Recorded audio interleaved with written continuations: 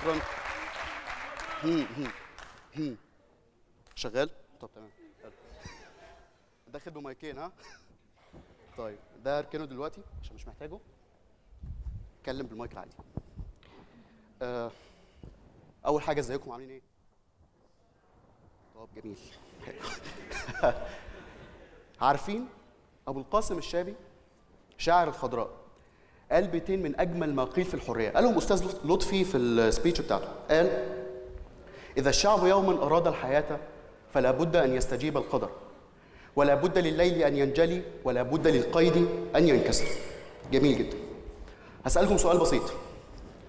ثورات الربيع العربي والموجه اللي بقى لها 3-4 سنين مجتاحه بلادنا العربيه دلوقتي من التغيير ومن التطوير، كان ايه سببها؟ باختصار، من اهم الاسباب الرئيسيه لثورات الربيع العربي هي ان الناس قالت احنا عايزين نغير. الناس بقى لها عقود من الزمن مسلوبه من اهم حقوقها: حريه، كرامه، مساواه انسانيه، لقمه عيش، حقوق كتيره جدا الناس ما كانتش لاقياها، وطبعا زائد ظلم من انظمه كتير جدا. الناس قررت ان هي تبقى صف واحد وتجتمع وتنزل في الشارع تقول احنا مش هنسكت، احنا هنطالب بحقوقنا، واحنا هنسقط الانظمه اللي بقى لها سنين ظلمانه وسالبه مننا الحقوق دي. جميل جدا. الناس نزلت في الشارع، رفعت شعارات او لافتات معينه، نددوا بحاجات وطالبوا بمطالب. طبعا زي ما انتم عارفين المظاهرات دي اتطورت لان هي بقت اعمال عنف واستمرت لمده اسابيع وشهور، وبعضها لغايه يومنا الحالي مازال مستمر. انا مش جاي اكلمكم عن موضوع سياسي لان انا شخص غير مناسب ان انا اتكلم عن السياسه، او ده كمان مش من المكان المناسب ان انا اتكلم فيه عن موضوع سياسي، غير ان انا بعتبرها وجع دماغ بالنسبه لي. بس انا بكلمكم عن ثوره مختلفه، ثوره جديده، بكلمكم عن ثوره غير سياسيه ولكنها ثوره ثقافيه. الثوره دي قدرت ان هي تغير وعي جيل كامل من الشباب. انا بكلمكم عن ثوره الاندر جراوند.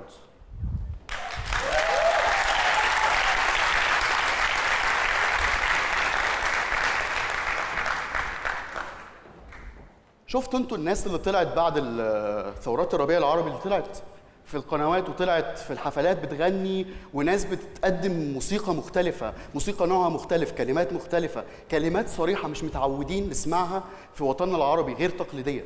الناس سموا دول، الناس دول تسموا نفسهم اندر جراوند. احنا بنغني اندر جراوند.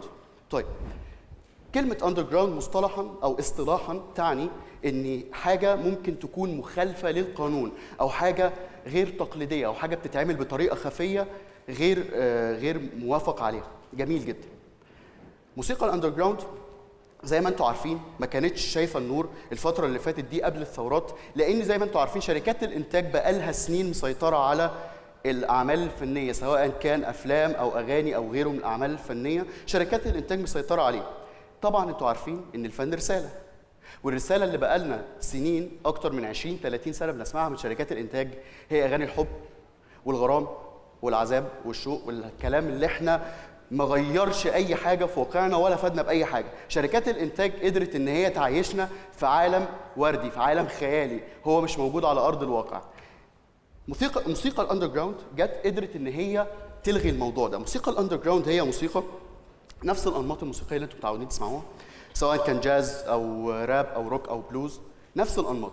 بس الفرق الوحيد والفرق الكبير جدا في موسيقى الاندر جراوند اللي يفرقها عن باقي انواع الموسيقى ان هي موسيقى صريحه، موسيقى ليها هدف، بتوصل رساله معينه وليها هدف معين، مش بس اغاني لمجرد المتعه، هي موسيقى انتوا بتتذوقوها. طبعا موسيقى الاندر جراوند انتشرت بشكل كبير جدا بعد ثورات الربيع العربي لسبب واحد وسبب رئيسي، هو ان وعي الناس بدا يتغير. الشباب بدات تتغير تفكيرها، بدات طريقه التفكير تتطور، بدات الناس تشوف فعلا العالم الحقيقي اللي احنا عايشين فيه. احنا مش عايشين في عالم وردي، مش عايشين في دنيا حب وغرام، احنا عايشين في ايام سودة اساسا يعني. تمام؟ بجد احنا فعلا واقعنا أليم جدا، واقعنا مرير جدا. احنا عايشين في واقع مش زي اللي احنا متخيلين ان هو بيقدمه لنا او بتقدمه وسائل الاعلام التقليديه. موسيقى الاندر جراوند طلعت اتكلمت بلسان حال الشعب، موسيقى صريحه صادمه، موسيقى قدرت تعكس فعلا الواقع اللي احنا عايشين فيه للناس، وغيرت وعي جيل كامل من الشباب، وغيرت وعي الناس لكل القضايا اللي بتحصل حواليها. بقينا عارفين ان احنا في خطر، بقينا عارفين ان في ناس بتتربص لنا، بقينا عارفين ان مش الحياه اللي احنا بنسمعها بتقدمها لنا الفن اللي بيقدمه لنا شركات الانتاج هي الحياه اللي احنا عايشينها، لا، ده الواقع وده الخيال، واحنا عايشين في الواقع، واحنا يهمنا ان الواقع ده احنا نأثر فيه وهو يأثر فينا، نتأثر بالواقع مش نتأثر بحاجه غير موجوده. سؤال ممكن يخطر على بالكم وانا هجاوبكم على السؤال ده باختصار. ليه انا بالتحديد واقف بتكلم عن موسيقى الاندر جراوند؟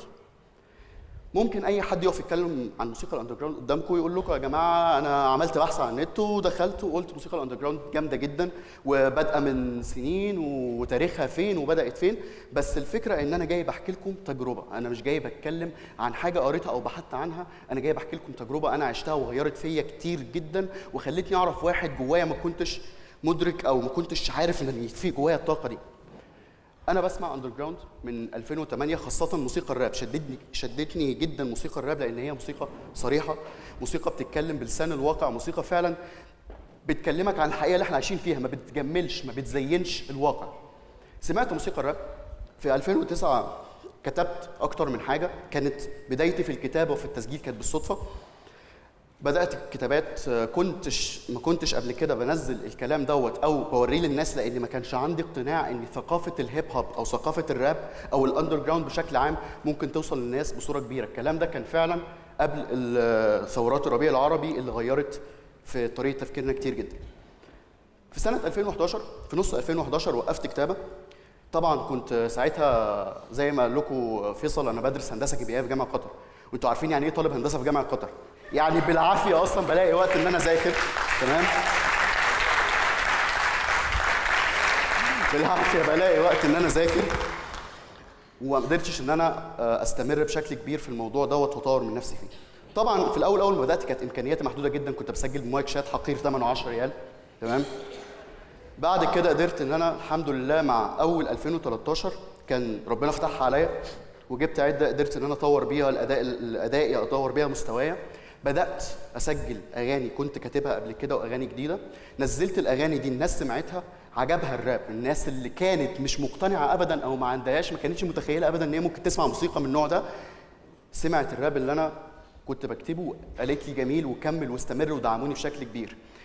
طبعا كان في تفكير سلبي بسبب ان احنا موسيقى الراب الناس بتعتقد ان هي موسيقى احنا جايبينها من بره وواخدينها من الغرب، وان هي ممكن تتكلم عن مواضيع معينه بطريقه فيها اسفاف في بعض الاحيان او بتخدش الحياه، ولكن انا بتكلم عن الراب العربي الهادف، الراب اللي بيقدم رساله وله مضمون وله هدف. جيت في 2013 نزلت الاغاني دي، الناس سمعتها، قدرت اوصل لناس محترفين في المجال قدروا يدوني كتير من خبراتهم، فتحوا لي باب كبير جدا من النقد ان انا اقدر اطور في ادائي واطور من مستواي ومن الكلمات اللي انا بكتبها. خلاصه كلامي بيتلخص في 3 نقط مهمه جدا. اول نقطه، الاندر جراوند ما هواش نوع من انواع الموسيقى وبس، الاندر جراوند هو عباره عن فكره، الاندر جراوند رساله لازم توصل للناس وتوصل لكل جيل الشباب اللي فعلا عايز يغير ويعمل تغيير ايجابي في المجتمع. تاني نقطه، ممكن يكون في ناس قاعدين هنا بيقولوا انت جاي دلوقتي عايز تغير اللي احنا متعودين عليه، عايز تغير واقع احنا عايشين فيه، عايز تقنعنا ان الموسيقى ممكن تكون بشكل غير تقليدي او بشكل غير اللي احنا متعودين بقالنا سنين نسمع عنه. الفكره في اني انا مهما الناس انتقدت، انا بالنسبه لي بعتبر ان دي رساله انا شايلها على كتفي ولازم اوصلها للناس مهما حصل، مهما الناس انتقدتني، مهما لقيت انتقادات هدامه من ناس كتير، انا الفن ده هوصله واقدر ان انا اوصل بيه رسالتي واقول للناس ان فعلا الموسيقى دي بتغير، مش مجرد حاجه للترفيه وبس. النقطه الاخيره، انا دلوقتي مغترب عايش بعيد عن بلدي، وبما اني بحس بالانتماء كتير جدا لبلدي، وان انا نفسي اغير وان انا نفسي يبقى ليا تاثير عليها. لو انا مش هناك وما اقدرش اغير في وسط الناس وما اقدرش ان انا انزل في الشارع واقول واعبر، الحاجه الوحيده اللي اقدر اعملها اني عن طريق موسيقى الاندر جراوند اوصل صوتي للناس بشكل كبير جدا، اعرف الناس ان انا موجود، اعرف الناس قد ايه الموسيقى دي بتاثر وقد ايه بيكون ليها تغيير في الحياه اللي احنا عايشين فيها.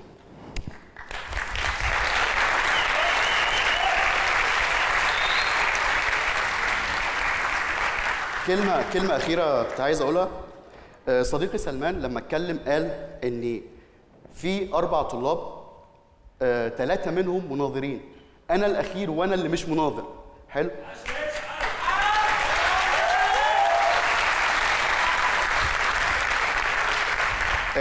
كنت عايز بس اقول حاجه مهمه جدا. انا بالنسبه لي الفن الاندر جراوند او موسيقى الراب اللي انا بحب ان انا اسمعها وبحب ان انا اقدمها هي نوع من المناظره اساسا. انا دلوقتي لما بغني ولما بخاطب الناس ولما بخاطب الشباب انا بغير حاجه في فكرهم. الغنى الكلام اللي بيطلع مني دوت الناس بتستقبله بمخها، بتحلل، بتشوف الموسيقى دي فعلا بتستفز الواحد. انا دلوقتي بتكلم حاجه غير تقليديه، بغني حاجه غير تقليديه، حاجه الناس مش متعوده عليها. دي في حد ذاتها مناظره. انا بوصل رساله، بنمي فكر الناس، بعرفهم ان الموسيقى دي فعلا ممكن تغير حاجات كتير. تحبوا تسمعوا؟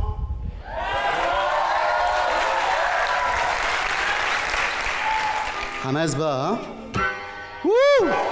Put your hands up. ايه الحكايه ايه من كل الزوايا ايه؟ بدات بيه مشواري ماشي ومكمل معايا. الراب فن بيعبر عن فكره خطرت جوايا، اسلوب حياه بيظهر قدامي الحقايق من الغباء. ويايا من صغري مزيكا ما بتفارقنيش، لو في يوم فرضوا عليا سكوتي مش هقدر اعيش. فن راكب خاطب في عقول مش غاوي اكل عيش. توش ما يهمنيش لانه فن بوصل بيه الفكره ورساله لبكره. فن احترم عقليه الجيل مش عامله كانه نكره. فن خلت في عقول شبابنا اجمل ذكرى تبني بكره، تجدد فكره تمحي من تاريخنا هزيمه كبرى. فكنت بتسمع فني غرضك بس تنتقدني، فنقد عين بناء هادف هدم مش هيحبطني. مش هفرض عليك في كل كلمه هقولها تصدقني، بس حكم عقلك يعرف ان انا بقى هنا ليك بغني. فكانت الحياه قصه فبكلماتي برويها، توصلها بحبر قلمي على الورق انا بحكيها. تتولد اغنيه بطبقه صوتي في ودنك تعلم، صوتي بنغمات تهز السماعات، حروف تتكلم، تبدا تستفهم وانت بتسمع مزيكتنا عن تجارب كتير في حياتنا ياما علمتنا. فبالنسبه لي الراب اسلوب حياه ملوش مثيل، فخط سير مساري في دنيتي هو